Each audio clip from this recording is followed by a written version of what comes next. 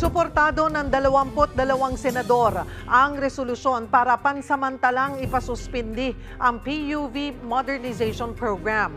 Hindi raw dapat mag-alala ang mga nauna nang nagpa-consolidate. Magbabalita si Mayan Los Baños. Mahal na presyo ng modern jeep at kaliwat ka ng reklamo mula sa mga operator at transport group. Ilan lang yan sa mga dahilan kung bakit mayorya sa Senado ang gustong ipasuspindi muna ang implementasyon ng Public Transport Modernization Program o PTMP.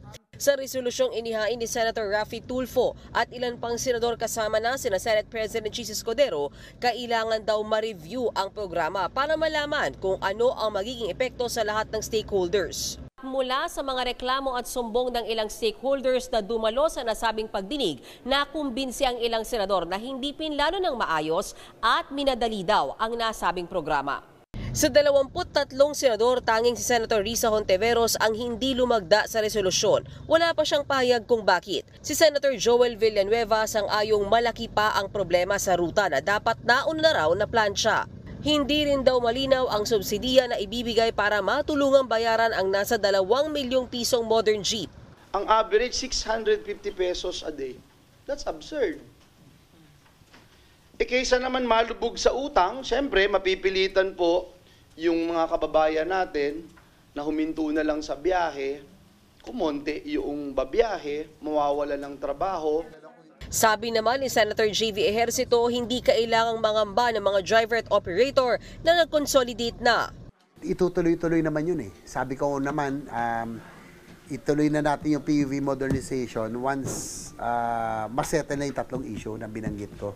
Hindi naman ibig sabihin na baliwala yun. Consolidation and rationalization of the routes should continue. Habang si Senator Cynthia Villar bagamat pumirma sa resolusyon, sinabing baka mas mainam na partial implementation na lang ang gawin lalo't may mga grupo na nakapag-consolidate para sa PTMP.